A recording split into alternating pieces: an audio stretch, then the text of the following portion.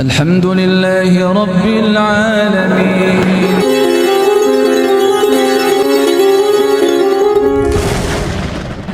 Kalau tadi Ustaz hari sudah langsung saya tidak kalah. Ikan cupang, ikan lele. Cakep. Yang sabar ya, Rin. Udah lagi pulang. Yes.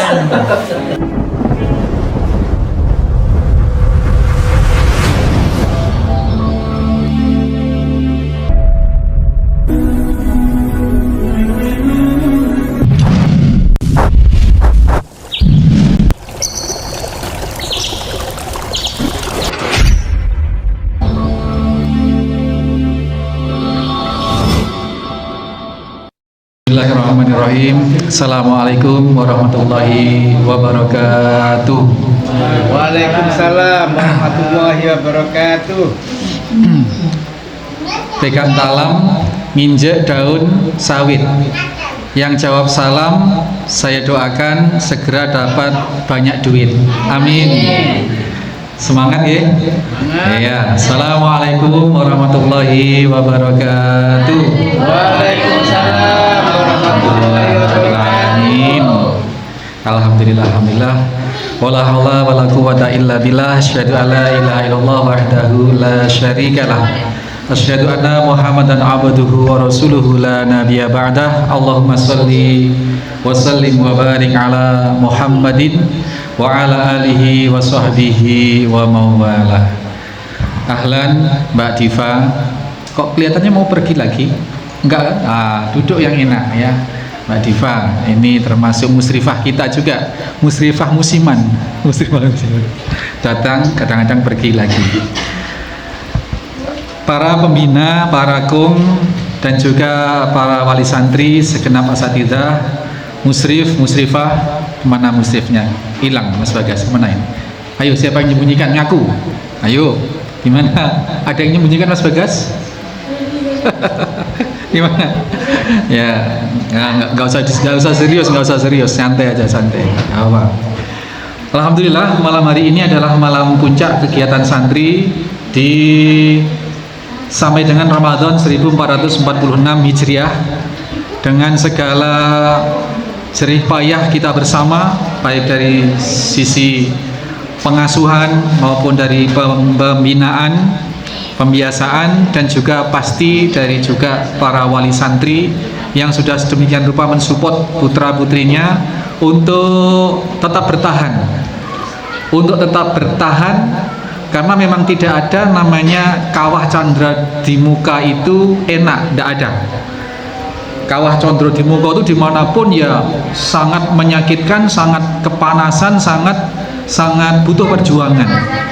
Bahasa kajiannya itu mujahadah. Tapi yakinlah Bapak Ibu sekalian, anak-anak jenengan di sini, satu pasti tidak akan mati, yang kedua tidak akan kelaparan, yang ketiga tidak akan bagaimana. Yang ada kalau jenengan lihat santri di sini itu yang ada tambah gemuk kalau yang ada, dan hafalannya bertambah. Ini ada laporan nanti harusnya dari musrif progresnya, santri A, santri B, santri C, santri D, dan seterusnya sudah sampai mana progresnya. Nanti disambung setelah perpulangan Syawal, balik, kemudian dilanjut ke pembelajaran berikutnya. Nah, perlu diketahui Bapak Ibu sekalian bahwa konsep Ma'had Al-Firas itu adalah konsep pesantren alam. Kalaupun ada lembaga formalnya, adalah lembaga formal juga sekolah alam. Artinya di sini tidak hanya diajari teori-teori, tidak hanya diajari hafalan-hafalan, konsep-konsep, tidak, tetapi benar-benar dicemplungkan apa bahasanya? Diterjunkan ke dalam kehidupan yang sebenarnya. Oh, kalau yang namanya makan itu ya cuci piring. Oh, yang namanya hidup itu yang harus bersosialisasi, hidup itu yang harus survival, harus survive gitu. Keseimbangan antara hablum minallah dan hablum minan nas, keseimbangan antara aradat dunya wal akhirah. Jadi kegiatan dunia dan kegiatan akhirat ini bersama-sama dikejar. Dan di kita ditanamkan kalau pengejarannya itu fokus ke akhiratnya, maka dunianya ngikut. Falsafah yang kita pakai tentu kalau nanam padi, rumput pasti panen, ikut tumbuh. Tapi kalau yang kita tanam hanya rumput, jangan mimpi padi ikut tumbuh. Ini konsep kita menyikapi dunia dan akhirat. Kejar akhiratnya, kejar akhlaknya, kejar tauhidnya, kejar Al-Qur'annya, dunia ngikut dengan sendirinya. Allah akan patepak. Ini yang butuh implementasi, menanamkan kepada santri bagaimana bisa menghayati hidup yang seperti ini yang butuh perjuangan. Pisah dengan orang tua, ini satu modal. Kalau Pak Riza, anak-anaknya pengen pinter tapi hanya dikeloni di rumah, ya tidak akan bisa. Karena bagaimanapun psikologis anak itu kalau ngumpul dengan orang tua, dengan dia hidup di alam bebas itu maksudnya di alam luar yang tidak ada keterikatan keluarga, di situ dia akan terbentuk survivalnya, psikologisnya, mentalnya, kecerdasannya akan terbentuk. Ya ada gesekan pasti, pertama-tama ada gesekan, tapi namanya rumus sosial itu akan cenderung kepada equilibrium, apa namanya itu, cenderung akan membentuk satu keserasian, keseimbangan, datang dari berbagai latar belakang budaya, latar belakang status pendidikan, jelas akan tidak bisa, pertamanya akan butuh penyesuaian, adaptasi itu. Nah maka alhamdulillah konsep pesantren alam, sekolah alam yang kita terapkan mudah-mudahan sudah mulai dilihat hasilnya. Ada yang sudah berani jadi imam di masjid lain, mewakili ustadz jadi khotib di masjid mana, insya Allah. Jadi tidak hanya teori-teori, tidak usah nunggu nanti di akhir tahun pengabdian 1 tahun di ma'had, di pondok, tidak usah nunggu itu untuk bisa terjun di masyarakat. Ini jadi kita berharap Bapak Ibu sekalian, setelah ini putra putri jenengan persilahkan dibawa pulang. Bahasanya adalah perpulangan. Jadi saya tidak begitu suka pakai nama pulang liburan. Karena mindset orang kalau sudah ngomong liburan, ini yang ada ya burleburan gitu, bahasa Maduranya. Kalau berlibur itu ya burleburan. Di rumah nanti akan tidur sepanjang waktu, akan muas-muasin main HP, mabar, muas-muasin nonton sinetron, di mana yang itu tidak didapat di pondok. Karena di pondok dihindarkan dengan itu semua. Karena apa? Ini yang harus dipahami bersama, bahwasanya yang namanya elektronik seperti itu, ataukah lagu-lagu, ataukah televisi, ataukah HP, game, ini adalah dua kutub yang berlawanan dengan yang namanya Al-Quran. Semakin seseorang mendekat kepada yang burlebur seperti ini, Al-Qurannya akan dia jauhi. Ini tidak bisa ketemu, Pak. Makanya nggak bisa, meskipun saya main game tapi saya tetap murojaah, nggak bisa. Jadi ini sudah rumus, sudah melalui penelitian para hafid, para pesantren tahfidz di mana-mana yang besar-besar, yang sudah membuktikan bahwasanya musik, televisi, game, apapun namanya itu adalah dua kutub yang berlawanan dengan Al-Quran, dengan pembelajaran Al-Quran. Semakin didekati itu, maka di saat yang sama menjauh dari Al-Quran. Sebaliknya, semakin intens mendekat Al-Quran, otomatis tidak ada ruang untuk yang namanya game, mabar, yang namanya televisi, sinetron, hahaha yang ada, yang menunggu sahur pelawak-pelawak itu, atau dengerin musik-musik dan seterusnya. Ini terlepas hukum musik bagaimana, terlepas hukum game online bagaimana, terlepas dari itu. Itu perlu pembahasan tersendiri. Jadi Bapak Ibu sekalian, tadi subuh anak-anak sudah kita bekali secara khusus bahwa ayo kita pahami, kita berlibur itu liburan itu bukan berlibur, tetapi hanya berpindah kegiatan.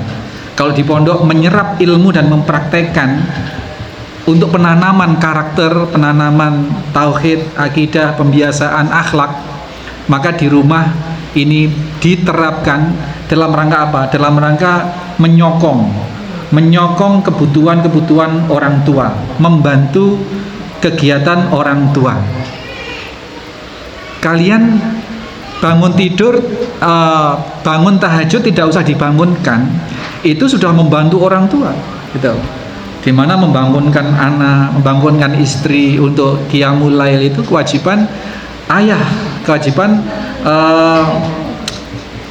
Arijalu qawwamuna 'alan nisa, Pak Rizal. Rijal.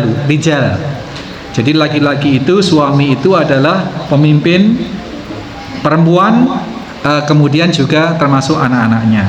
Kalian sholat berjamaah tepat waktu, tidak usah disuruh, itu sudah membantu.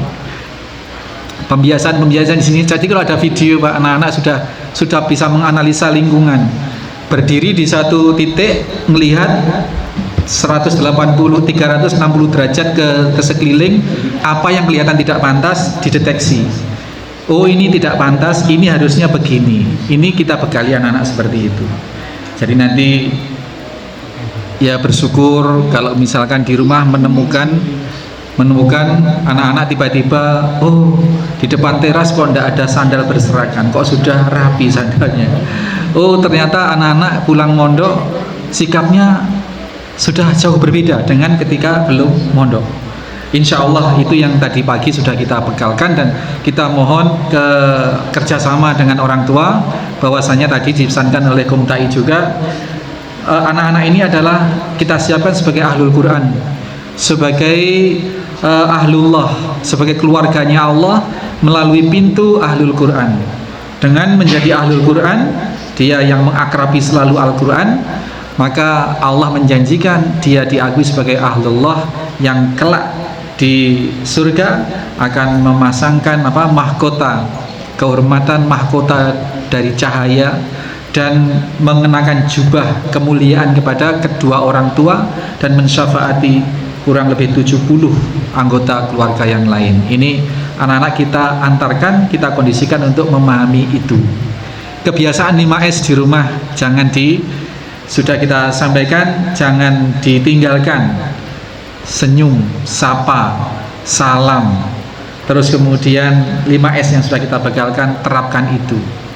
Kalau perlu yang pinter masak, yang di sini sudah pinter masak, yang sudah pinter korah-korah, kalau perlu uminya, maminya, umahnya di rumah, kalau perlu handle itu kegiatan-kegiatan itu. Toh tidak lama, paling cuma 20 hari, habis itu ke pondok lagi, mumpung sedang bersama-sama di rumah. Nah, seperti itu. Jadi mudah-mudahan anak-anak betul-betul nanti di rumah mempraktekkan seperti pesan Kung Dai tadi, mempraktekkan apa yang ada di sini. Murojaah meskipun tidak seintens di pondok, tetapi tetap alokasikan 24 jamnya untuk murojaah. Setidaknya yang sudah didapat dari sini jangan sampai hilang. Jangan sampai hilang, yang sudah ditasmi, yang sudah direkam, sudah diupload, sudah dipublis, itu sebagai bentuk laporan kita kepada, terutama kepada wali santri dan kepada masyarakat pada umumnya. Nanong sekalian, di penghujung Ramadan, kalian di sini sudah dibimbing sedemikian rupa, sudah kita dampingi dari bangun tidur sampai mau tidur, sebisa mungkin menjalankan kebiasaan-kebiasaan, kesunahan-kesunahan yang sahih, yang memang dituntun oleh Nabi SAW. Dan perlu diingat bahwasanya segala sesuatu kemuliaan atau keutamaan itu cenderung yang paling utama dari sesuatu yang utama itu adalah di ujungnya. Ramadan itu 30 hari. Yang paling utama dalam bulan Ramadan itu adalah 10 hari yang akhir. Di antara 10 hari yang akhir itu ada yang paling utama, yakni dirahasiakan waktunya oleh Allah, turunnya malam kemuliaan atau Lailatul Qadar. Kemudian hari Jumat, hari yang sangat mulia.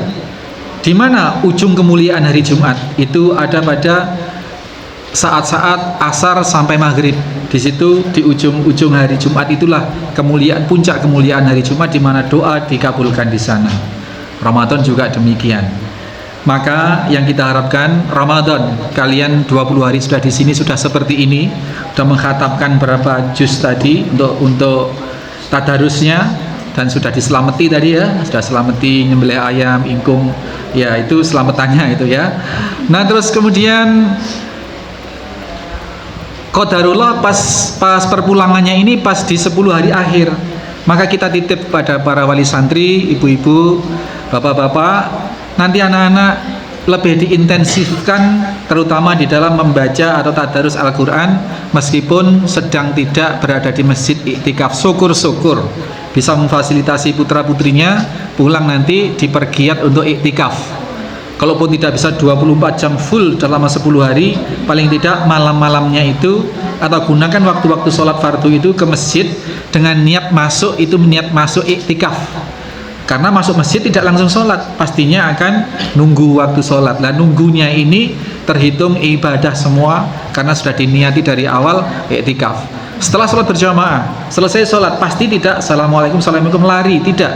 Di situ masih duduk, diam, berzikir, ya, atau masih sholat sunnah lagi. Itu diniati iktikaf ketika masuk masjid, maka sudah bernilai iktikaf. Dan keutamaan iktikaf di bulan Ramadan ini Masya Allah besar sekali. Malam harinya terutama juga diupayakan untuk bisa iktikaf, karena di malam-malam malam-malam ganjil 10 akhir Ramadan ini adalah kemungkinan kita tidak tahu hari keberapanya, maka kita rajin menyongsong Lailatul Qadar. Dimana kalau kita membaca Al-Quran satu ayat saja atau satu huruf saja ketika pas kedapatan Lailatul Qadar, maka amaliyah yang dibaca itu seperti atau semisal atau melebihi dibaca terus menerus tidak berhenti selama minimal 83 tahun ngaji malolo, ngaji terus. Kita kemarin bikin analogi ngaji Al-Qalam Pak Rizal. Begitu buka A'udzubillahi minasyaitonirrajim, Bismillahirrahmanirrahim.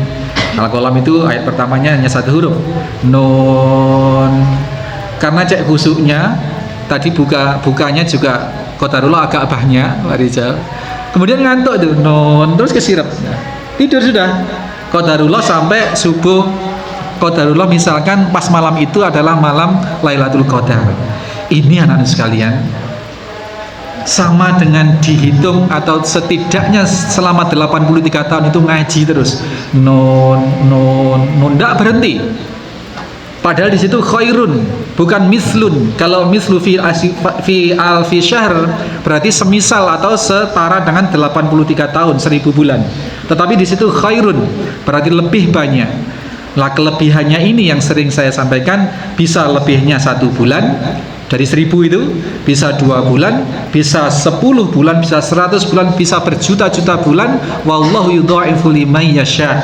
Allah melipat gandakan semau-mau Allah akan memberi karunia kepada siapapun yang dikehendaki.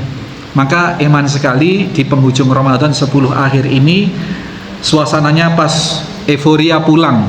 Nggak tahu ketemu uminya, nggak tahu ketemu tetangganya, nggak tahu ketemu teman lamanya, euforia akhirnya lupa ibadah. Nah, ini yang harus kita jaga betul. Tadi saya dengar satu santri siapa ya, nanti mabarnya kalau sudah Idul Fitri aja gitu. Ya siapa doa ya. Jadi pokoknya intinya dalam Ramadan ini nggak usah pegang HP. Selesaikan dulu ngaji sebanyak-banyaknya ya. Selain kegiatan-kegiatan sosial, membantu orang tua, bersosialisasi, taraweh kalau perlu keliling di masjid musola sekitar, dikelilingin dalam rangka untuk menjalin silaturahim kepada takmir sekitar, masjid sekitar, musola sekitar. Syukur-syukur dipercaya, ayo Mas Sami pulang dari pondok nih Mami yuk. Syukur-syukur seperti itu. Kalau ditawari seperti itu, berani, harus berani. Ngimam itu tidak ada model lain seperti itu dimanapun. Yang makmumnya mau jenderal, mau presiden, mau tukang parkir, sama, itu sama. Tidak perlu grogi. Namanya jadi imam seperti itu. Jadi pulang liburan bukan berarti prei di dalam berkegiatan ibadah, tetapi mengalihkan yang tadinya di pondok sekarang dialihkan di rumah gitu. Jaga beberapa hambatan-hambatan termasuk tadi HP, teman lama, lingkungan. Yang pasti orang serumah tidak seperti di sini. Di sini semua terkondisi terkondisi untuk ngaji, untuk menghafal setiap waktu, zikir pagi, petang. Di rumah pastinya tidak sama, meskipun itu juga diamalkan di rumah, tidak sama. Al-Ma'surat pagi petang. Nanti yang masih belum hafal boleh bawa itu bukunya, di syukur-syukur pas pulang sholat berjamaah, nanti pulang ke rumah zikir menjelang maghrib, zikir petang bersama keluarga. Nanti dipimpin yang pulang dari pondok, misalkan seperti itu. Masya Allah ya. Masya Allah. Itu kami serahkan Bapak Ibu sekalian, putra putri, sampai ada ketentuan, ada edaran ya. Ada edaran sudah dibagikan.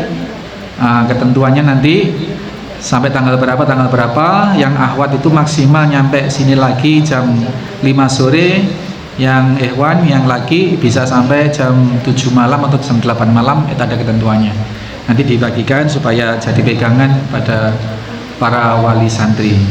Dan seperti itu yang kita kerjakan di sini. Anak-anak pastinya sekali waktu kita kerasi, sekali waktu kita lembutin, dalam rangka apa? Untuk membuat kekokohan jiwa anak-anak. Sekali waktu, kalau di pondok lain itu malah ada pak mekanisme dipukul itu ada, tapi di sini tidak diterapkan pemukulan. Di pondok-pondok yang pondok tahfidz terutama yang maju-maju kayak di Ngeruki, kayak di mana itu, di Tawangmangu, di mana-mana, di Iskarima, itu memang ada mekanisme pemukulan dari sistem dari pondok memang. Jadi ada algojo khusus yang untuk mukul anak, tapi mukulnya pasti bukan yang membahayakan, apakah tangan, apakah apa, itu ada. Tapi di sini tidak diterapkan itu ya, karena kita lihat situasi dan kondisi. Tetapi kita kalau sudah di sini ya sudah kita jadikan anak kita betul. Kita bisa bayangkan kalau orang tua wali santri sudah menitipkan pasrah kepada kita, kita melihat ketidakbaikan terus kita biarkan. Nah itu berarti kita tidak amanah. Kita tidak amanah. Maka kita sekali waktu perlu keras, sekali waktu ya seperlunya lah, seperlunya. Jadi untuk membentuk mental jiwa anak-anak, kemajuan anak-anak. Demikian juga terakhir pesan buat anak-anak, nanti istiqomah, jaga, jangan sampai ada kisah, ada cerita seorang santri yang santri itu jadi bintangnya santri di satu pondok itu. Pokoknya dia tuh paling khusyuk, hafalannya paling banyak, dia paling rajin, tidak neko-neko. Nah, ketika sudah lulusan di pondok itu biasa ada program pengabdian. Karena pondoknya ini memang pondok besar, maka pengabdiannya tidak cukup hanya di pondok sendiri, tapi dikirim ke lembaga-lembaga pesantren yang lain. Nah, satu angkatan itu dikirimlah santri-santri lulusan yang tahun itu untuk pengabdian di pondok-pondok yang ada, pondok-pondok koneksi, pondok-pondok yang memang ada keterkaitan dengan pondok itu. Tapi khusus santri yang satu ini tidak dikirim ke pondok-pondok sebagaimana teman-temannya, karena dia punya kapasitas, punya kemampuan yang luar biasa, punya kelebihan yang tidak dimiliki oleh teman-teman yang lain. Maka dikirim pengabdiannya di mana? Di Mesir. Dikirim oleh lembaga, oleh yayasan, oleh mahat, oleh pondok, dikirim ke Mesir. Qadarullah. Di Mesir ini kan memang tempatnya campur-campur ya. Di Mesir, di mana ini, di Yaman, di Tarim, ini tempatnya orang campur-campur. Jadi ada yang liberal, ada yang Nahdien, ada yang Salaf, macam-macam lah. Nah, qadarullah anak ini berinteraksi intens dengan tokoh liberal di Mesir, sampai pada suatu titik dia kemudian berprinsip atau meyakini bahwa sholat 5 waktu itu tidak wajib. Ini anak sekalian, ini yang dinamakan kemuliaan itu diukur dari apa? Yang paling mulia itu dari ujungnya. Maka kita berdoa pada Allah, mudah-mudahan kita diberikan amalan-amalan yang diberikan kebaikan-kebaikan di ujung usia kita, istiqomah di dalam amalan yang lurus, yang hak. Kata kita nanti meninggal dalam keadaan husnul khatimah. Kan tragis seperti kisah, dan itu kisah nyata diceritakan oleh Ustadz Amin Urbaiz bahwasanya seperti itu. kena pengaruh lingkungan di mana dia ditugaskan untuk tugas mengabdi itu, pengaruh pemikiran liberal sesat, sampai pada kesimpulan dia menganggap bahwa sholat fardu itu tidak wajib. Ini Bapak Ibu sekalian, di rumah temannya anak-anak kita ini tidak semuanya mondok. Mondok pun juga tidak sama pondoknya, tidak sama penanaman akidahnya. Ada yang mondok itu yang penting di sana sekolah itu, yang penting ngafalkan ini ngafalkan itu, yang penting statusnya anak pondokan. Ada yang tidak diperhatikan bagaimana atuhuru satrul iman, kebersihan setengah dari iman, kebersihan termasuk lingkungan, kebersihan badan. Kalau ada santri males mandi, itu imannya perlu dipertanyakan. Kalau ada santri masih cebeh, itu imannya masih perlu akidahnya, tauhidnya perlu dipertanyakan. Kalau ada santri kamarnya masih acak-acakan nanti, kalau ada santri rumahnya masih dibiarkan berserakan, sandal berserakan, sampah berserakan sampai berhari-hari, ini perlu dipertanyakan. Kamar mandinya sampai lumutan, perlu dipertanyakan. Bagaimana penanaman akidahnya, tauhidnya di pondoknya, bagaimana dipertahankan. Maka Bapak Ibu sekalian, meskipun lah teman-teman nanti akan ketemu teman-teman, oh nggak apa-apa Ustadz kalau itu juga mondok, cek dulu, karena tidak semua pondok menanamkan yang seperti itu. Apalagi teman-teman dulu, teman-teman SMP, teman-teman SD yang tidak mondok, pasti kebiasaan-kebiasaan kesehariannya jauh berbeda dengan anak-anak yang mondok. Tapi ini bukan berarti Ustadz membatasi pergaulan, tidak. Bertemu ya sapa, senyum, salam, biasa saja. Tidak perlu sampai ngobrol seharian, sehari semalam mabar terus kemana sampai lupa waktu. Tidak perlu seperti itu. Maaf kalau bahasa saya itu, anak-anak yang di lingkungan seperti itu, bahasa saya agak kasar, itu anak-anak liar. Jangan sampai anak-anak kita kena virus ke anak-anak liar di sekitar yang tidak sungguh-sungguh orang tuanya mendidik seperti kita mendidik. Orang tuanya mungkin sana keterbatasan ilmu atau apa, yang penting anak itu hidup dipakani, yang penting tidak lapar, mau bergaul kemana sama siapa tidak diurus, yang penting waktunya pulang. Ada orang tua yang model seperti itu, dan itu memang isinya dunia. Maka tetap kita pantau anak-anak kita ketika di rumah mau pergi sama siapa, kemana. Itu harus diingat kewajiban-kewajibannya, ingat pembiasaan. Kalau melanggar sedikit saja, potensi hafalannya hilang itu besar. Ini perlu kita jaga ketika di rumah, karena ini sangat-sangat rawan. Itulah faktor lingkungan yang sangat berpengaruh pada seseorang atau manusia atau individu. Dan anak-anak kita posisinya masih remaja, ini posisi-posisi jiwa yang masih labil, yang meskipun sudah ditanamkan akidah, tauhid yang sedemikian tetapi belum kokoh, masih gampang. Saya gambarkan tadi yang anak pesantren yang sudah taraf pengabdian saja bisa sedemikian rupa goyah, sampai dengan tauhidnya melenceng, sampai berkeyakinan sholat fardu itu tidak wajib. Ini bahaya. Maka dengan teriring doa, mudah-mudahan apa yang didapat dari sini, yang ditanamkan oleh kakak-kakak muslim, oleh ustadz, ustadzah, oleh pengasuh, oleh pembina, mudah-mudahan betul-betul menjadi bekal untuk kalian hidup di luar pondok ini selama 20 hari. Mudah-mudahan selamat, mudah-mudahan justru mewarnai lingkungan, mewarnai keluarga. Jangan malah diwarnai oleh lingkungan yang tidak baik. Itu. Lihat TV, kalau ada di rumah misalnya nyetel TV, sudah biasa saja, tidak usah begitu wah ditonton sampai melupakan waktu dan lain sebagainya. Syukur-syukur ayolah TV-nya dijual aja, Bi. Syukur-syukur seperti itu. Nggak ada bagus-bagusnya TV itu, nggak ada bagus-bagusnya. Pertama, menyita waktu kita. Kedua, bisa menggerus spiritual kita. TV itu, mana TV yang programnya itu mendukung tauhid, mendukung yang pasti melenakan kita semua.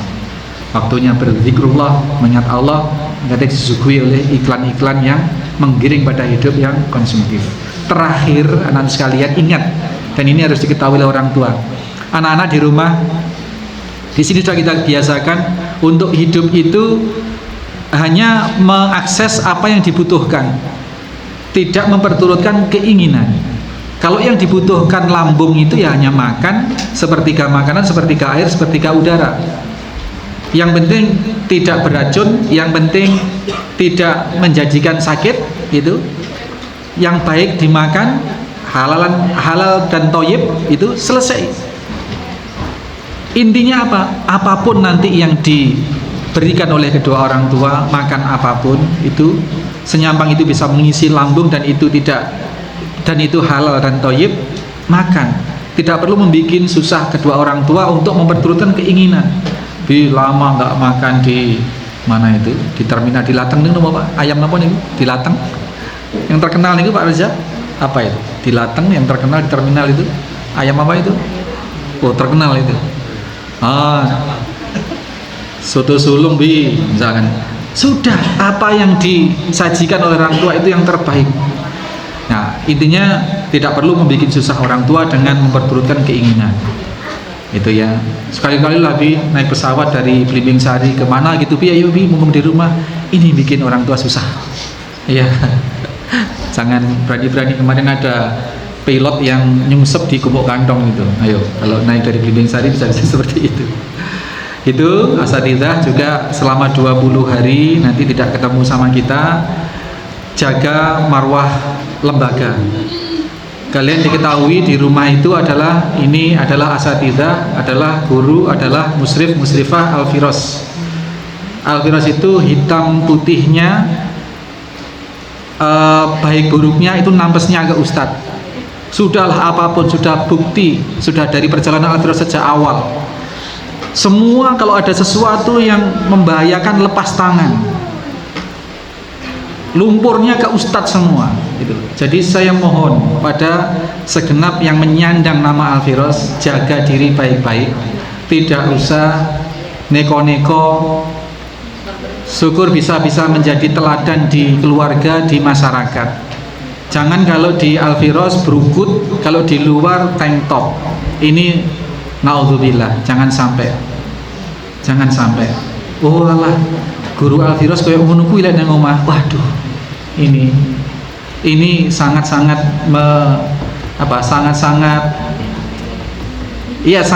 menciderai marwah Al-Firos. Minta tolong di rumah selama 20 hari hafalannya dijaga, yang sudah punya hafalan itu dipertahankan, ngaji jangan sampai dilewatkan.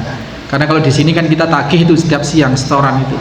Kita tagih meskipun satu ayat harus ada aktivitas. Itu sebagai bentuk tanggung jawab kami sebagai pengasuh, sebagai penanggung jawab utama operasional di yayasan ini. Baik buruknya adalah akan nampesnya ke penanggung jawab program yang nunggoni di sini. Demikian Bapak Ibu sekalian, ada kurang lebihnya kami menemani anak-anak selama di sini, ada kurang-kurangnya kami mohon maaf yang sebesar-besarnya. Tidak lain itu semua, kalaupun ada hal yang kurang berkenan, itu tidak keluar dari maksud kami untuk memberi yang terbaik, tetap memberi yang terbaik kepada anak-anak kita yang ada di sini sebagai bentuk kita mengemban amanah dari para wali santri, Mas Kansil, Mas Farhan itu ya tetap kita dampingi, kita arahkan secara proporsional. Nggak mungkin kalau kayak Mas Kansil langsung kita tuntut untuk setoran 1 hari 2 halaman, nggak mungkin. Ya pastinya sesuai dengan kapasitas kemampuan anak-anak masing-masing, levelnya masing-masing. Kami mohon untuk sambutan atau kesan dari wakil wali santri Sahabuddin yang terbaik dari Banyuwangi. Karena yang dari Lampung ini nggak hadir, dari santrinya ini Bapak Muskaki nggak hadir karena jauh ya. Jadi dari Banyuwangi saja yang paling ngomong pesan-pesan aja. Ya. Assalamualaikum warahmatullahi wabarakatuh. Kalau tadi Ustaz hari ini sudah dipasung, saya tidak kalah. Ikan cupang, ikan lele. Yang sabar ya, Rin. Udah lagi pulang. Yes. Ya, sudah disampaikan begitu banyak pesan-pesan dari Ustaz. Jadi sebenarnya tidak perlu diulangi lagi, hanya tinggal kita sebagai wali santri terima kasih sudah mendidik dengan sabar pada santri-santri ini yang mungkin membuat banyak kesalahan dalam menghafal. Meskipun juga pencapaiannya saya sendiri sudah merasakan begitu banyak sekali perubahan pada putra kami, mungkin juga mewakili dari yang lainnya. Tidak banyak yang bisa saya katakan karena sangat luar biasa sekali. Dari mulai masuk pertama kali ke Evolusi hanya mulai bulan berapa ya, 6 bulan 7 bulan itu sudah sampai di semi 5 juz itu bagi saya sudah sangat luar biasa. Kalau itu sudah berapa ayat itu? Berapa puluh? Amal jariahnya ya. Jadi saya yakin untuk kedepannya tidak akan lebih banyak lagi masalah-masalahnya. Demikian nanti akan ditutup doa oleh Pak Haji Kong Haji Rebu. Nah, Kong Haji Nur Salam tadi belum memberikan semacam pesan-pesan. Sudah, sambut. Terima kasih. Assalamualaikum warahmatullahi